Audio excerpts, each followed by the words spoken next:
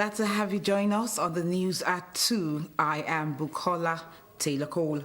The multinational Joint Task Force says the notorious Boko Haram terrorist has surrendered to troops in Borno State. The Chief Military Information Officer of the task force, Olani Oshoba, in a statement described the move as a significant development in the ongoing battle against terrorism in the Lake Chad region. It said the notorious Boko Haram terrorist identified as Bochu Abacha surrendered to troops of multinational Joint Task Force deployed in Kukawa local government of Borno State. Oshoba said Bochu, a key figure in several terrorist operations, admitted to being a notorious Boko Haram terrorist who has participated in several Boko Haram ISWAP terrorist operations along the Mongunu-Baga axis. He confessed to having surrendered due to the intense operation of the task force and lack of interest.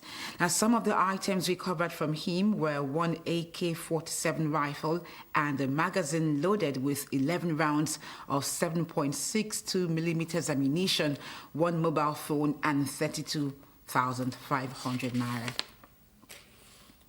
Organizers of the #Fearless October 1 protest have declared that the police, the Department of State Services, and the military would not stop them from embarking on the demonstrations as planned.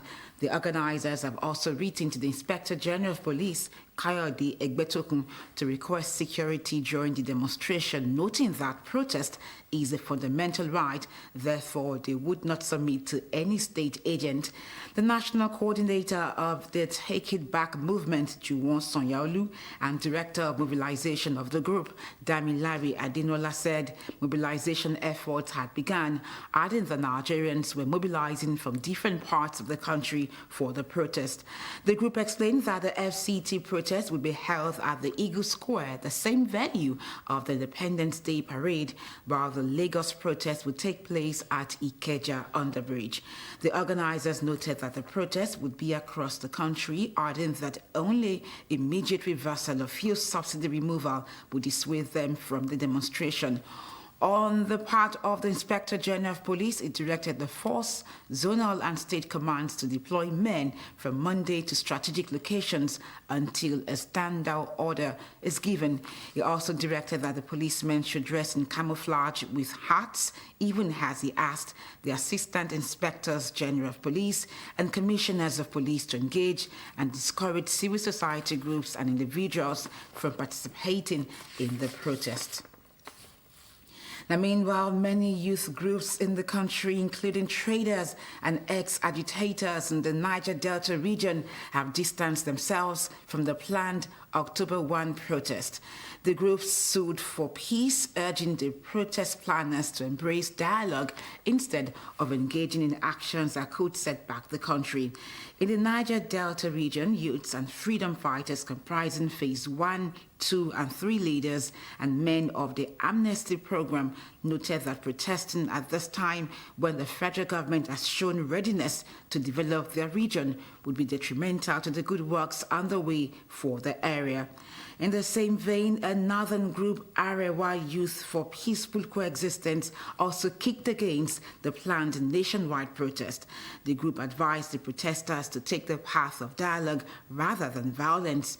Also, traders, marketers, and shop owners across the 6 area councils of the Federal Capital Territory have warned protesters planning to shut down the nation's capital to avoid their business environments. For more news, connect with Lagos Television on these social media platforms.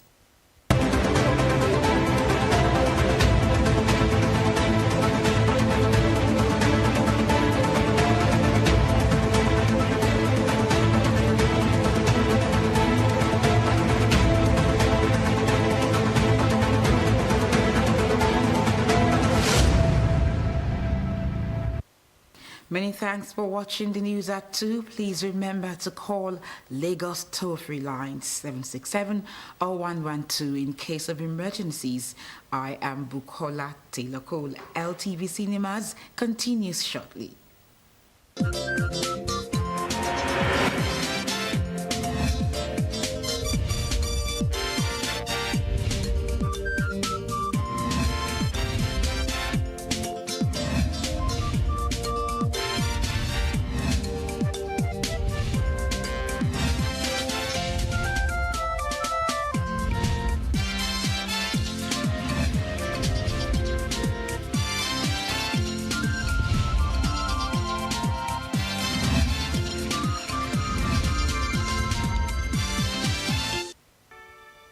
This is Lagos Television, the voice of Lagos.